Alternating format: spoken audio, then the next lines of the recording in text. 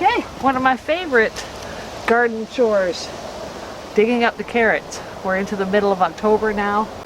It's a fantastic day. We had like 5 days of non-stop rain. We've got yesterday and today have been beautiful sunny like this. It's about 11 degrees Celsius. So time to get the carrots out of the ground. Okay, you can't lay there, bud. I know, you're not feeling good, huh? Are you sick? Okay, no, I know. You have to go lay somewhere else. Come on. Cutter's not feeling like himself today. These are like the baby carrots you get at the grocery store. I can smell them. They smell so good. Yeah, not getting any big ones yet. They're pretty small.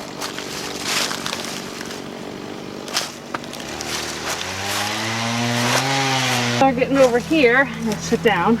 Getting on this side of the bed. Starting to look a little bit better. They're getting a little bit bigger. A little more.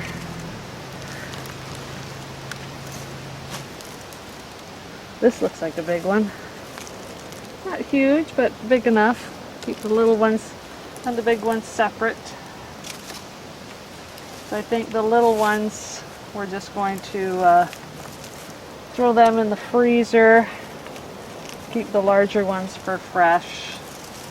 Just because I don't know that they might big ones store better than little ones. I don't know if they do or not, but you know, it just sounds right to me for some reason. A couple of nice ones there. I've got all the carrots pulled, and I sort of separated them into big ones and small ones. Small ones are over there, bigger ones are over here. Not a great harvest, but you know, it's not ridiculously bad. I did get some beauties.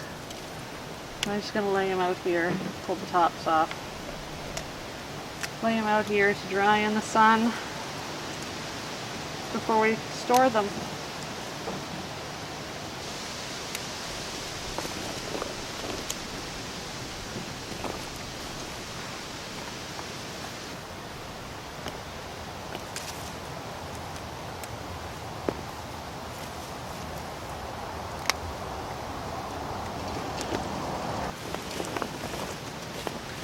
There you go. And they'll just sit here and dry.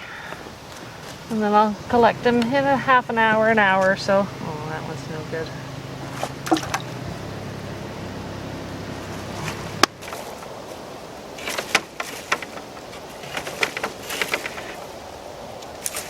Peas. Already saved some pods from these things, so they're all done.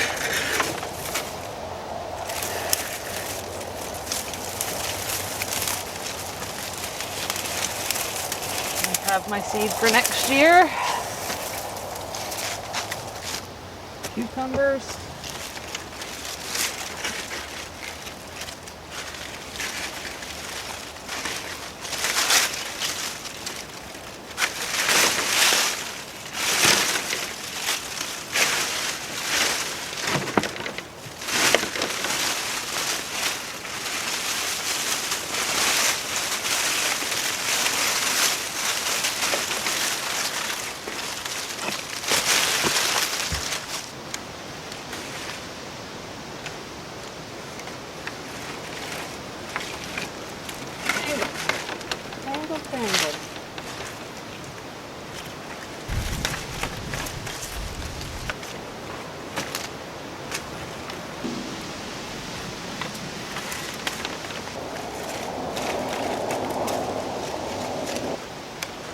All that cedar done?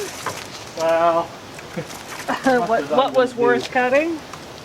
There's a lot that's buried and soaked, so Oh. I'm just going to leave it. I don't like leaving the dig through and try to pull it over. Yeah.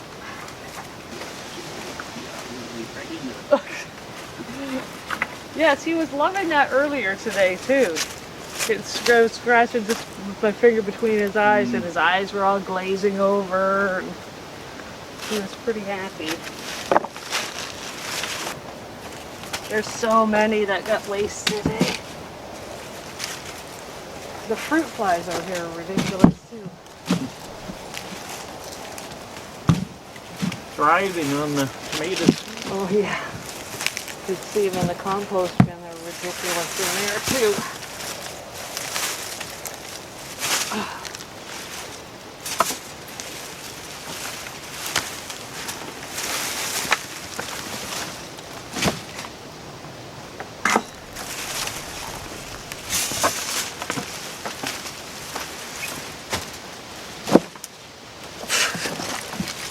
Look at that one.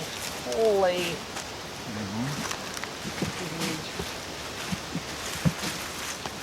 But that's, Nice of soil. Well, you put new soil and all the other stuff, did you? yeah, the only thing that needs soil now is where the beans were. Those So these things turned out to be quite a happy little accident, didn't they? happy little what? Accident. What thing? These beefsteak tomatoes that were supposed to be Romas. Like, not great for canning or anything, but good eating. Holy, they're delicious. Yeah, it's too bad they don't last, eh?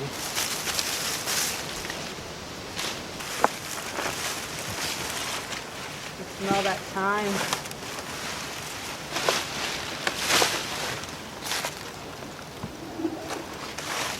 Wow. Don't need the time anymore either.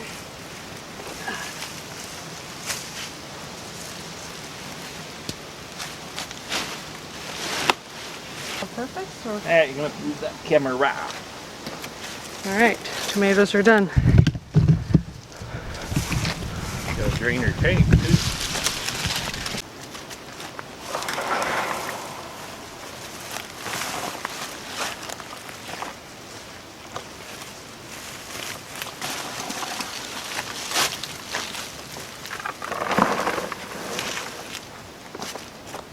Now the only thing left here is that celery. I'll come and get that later. Actually got celery stalks too, which is good. Great. Oh, it smells. So I'm just going to chop it up, probably throw it in the freezer. Leaves and all. Drain in the water tank. Jeff is over there. Taking the eaves trough off, redirecting it so it doesn't flow into the tank.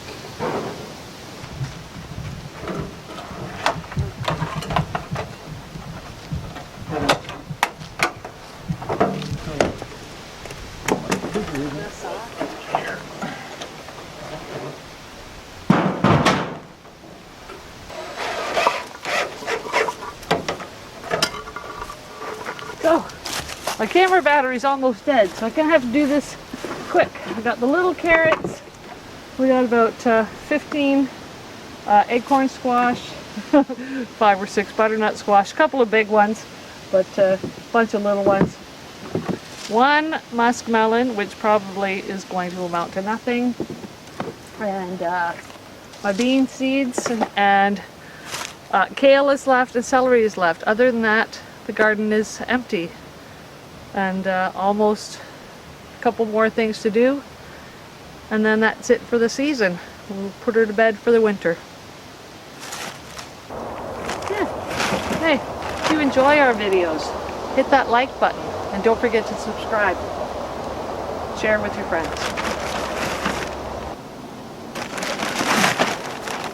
So that's not bad. I bet we got a good 10, 12 pounds in there.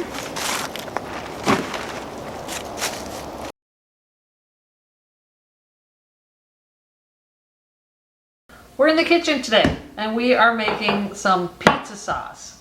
I don't have as many tomatoes as I would like, of course, because, you know, they're the wrong kind of tomatoes. I have a lot of them. They're the wrong kind, so they're more water than they are anything.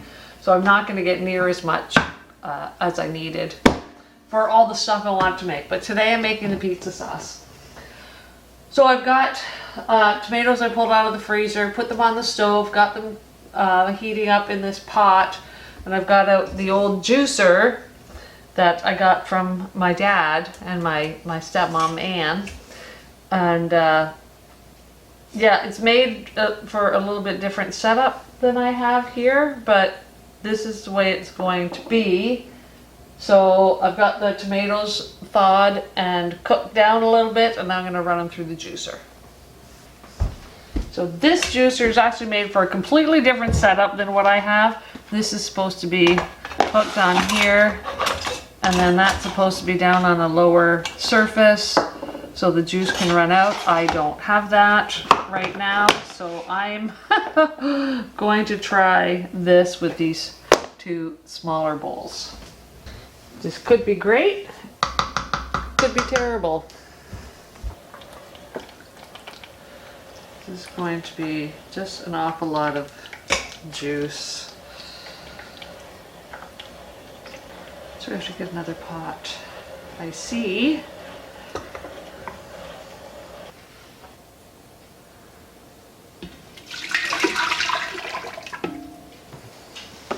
This is a very, very good juicer. Things come out of the end very dry.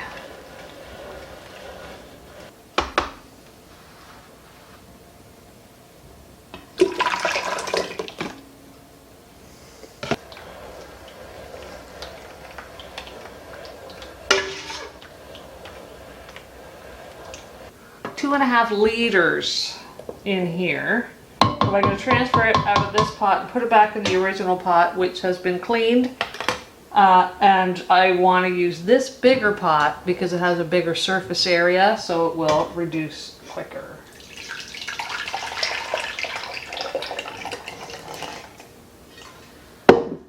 So I'm going to start by adding 1 can of tomato paste, and that will hopefully help thicken it up a little bit. Get every last bit out of there because we're going to need it.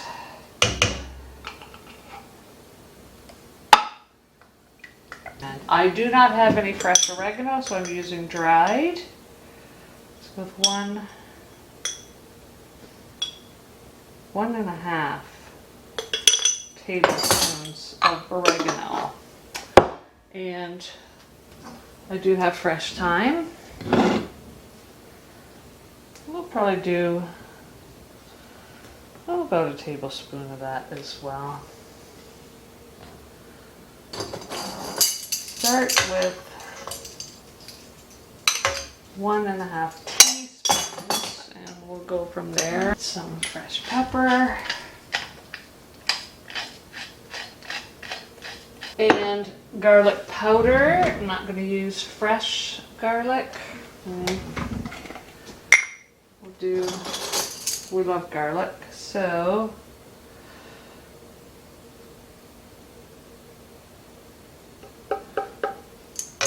there's a tablespoon there. Remember, this has to cook down quite a bit, so it doesn't sound like it's a lot of herbs, but it is. Oh, and the basil. I gotta get the basil in here yet too. And I'm not gonna use fresh basil either. I mean, I can, because I have it, but I also have a lot of dried, so.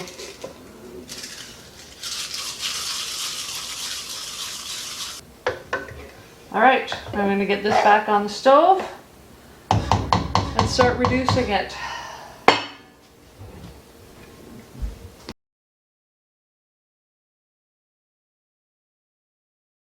Okay, the sauce has been reduced. So, it's a very nice consistency. Just exactly the way I like it. So, now I get to taste test it and see if it needs anything else.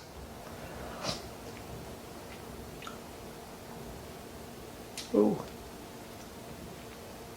You know what I think? I think it needs a little bit of sugar. We do prefer our sauce a little bit sweeter. I'll just do about 1.5 teaspoons.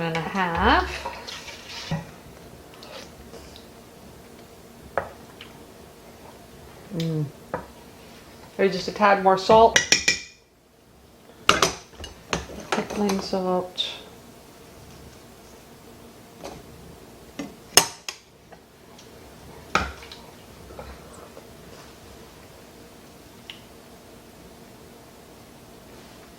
Yum. Oh my goodness, that's so good. I really wish this pot was full. That would be fantastic if this pot were full. But it is not even close. And these have been washed, so we know they are clean. We'll get a few jars, not a huge amount, but we'll get a few.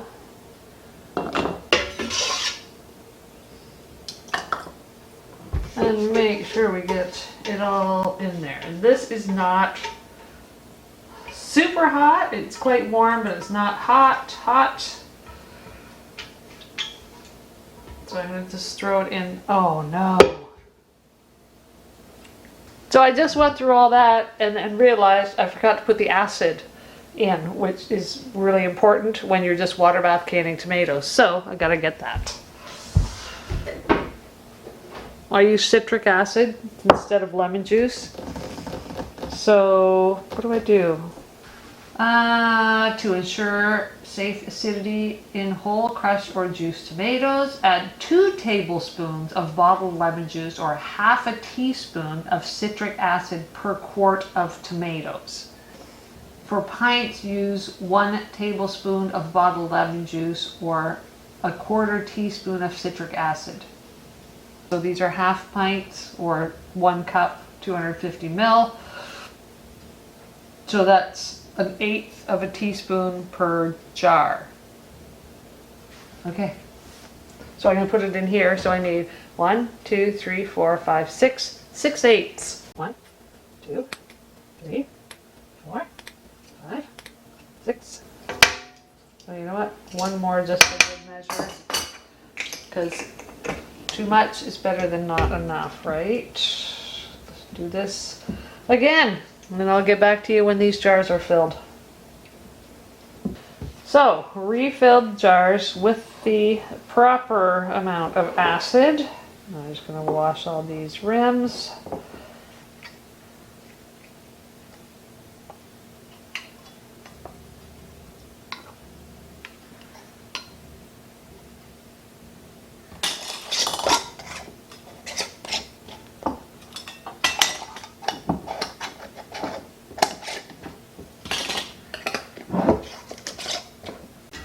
That's good. Put the jars in there.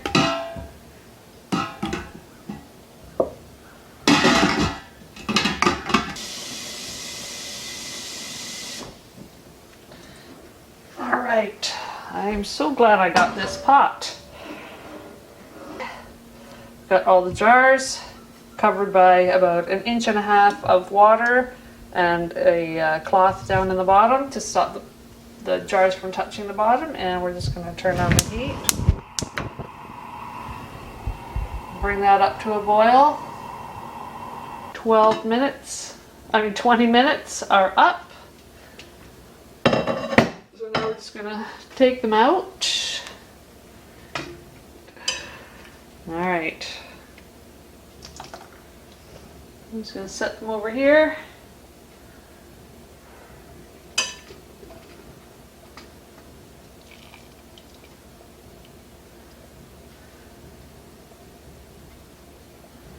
Leave them there for 24 hours. Oh, snap, like that. Well, I got 6.5 jars. I was hoping for 10.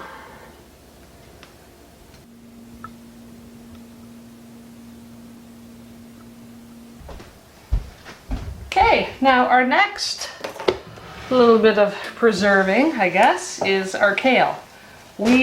I only grow 2 plants, and that's more than enough for us because we only ever have kale one way, and that's shredded up and mashed in potatoes. So I always chop it up and put it in Ziploc bags and throw it in the freezer. No blanching, no nothing required. Just cook it when we take it out. So I must remove the stems and get ready to throw that in the food processor.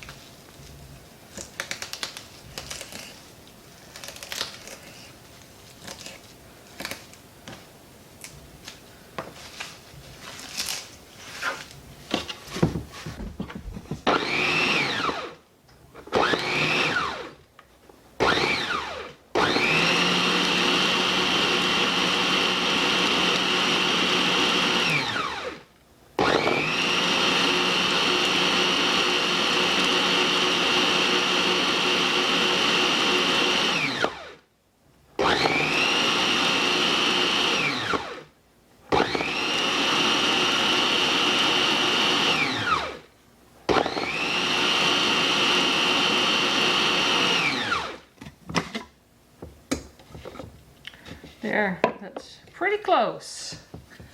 There you go. That's it. Little flakes of kale.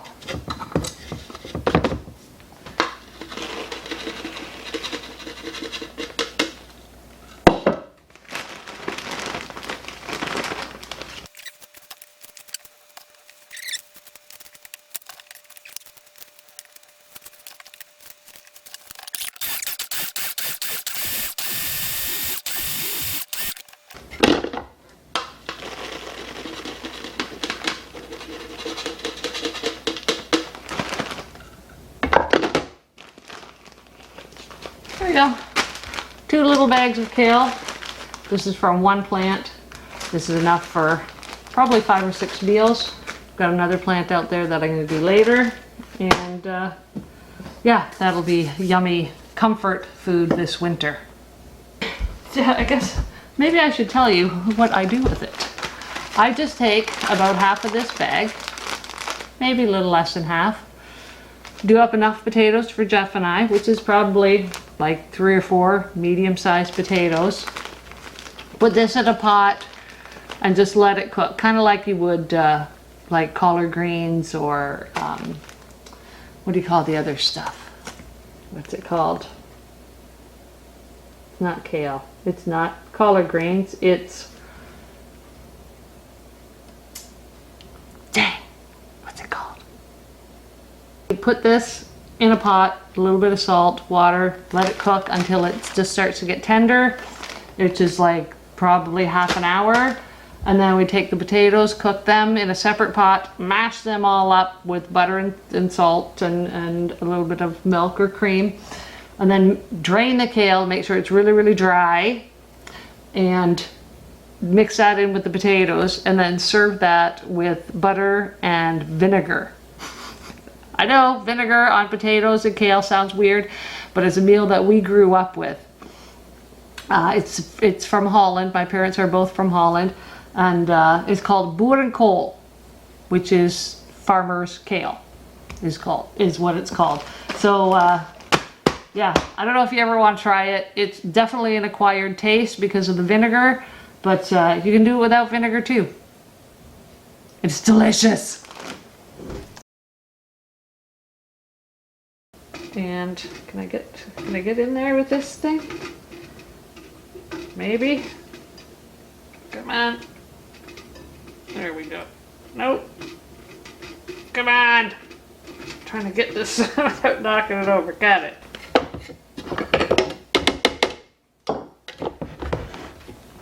Why? Oh, because I'm going the wrong way. We are, let me turn this light on so you can see me better. There we go, that's a little better. So I've got, oh, there's a measurement on the inside of this pot. So I'm going to just throw it in. Oh no. Do I have to do this again because I forgot the acid?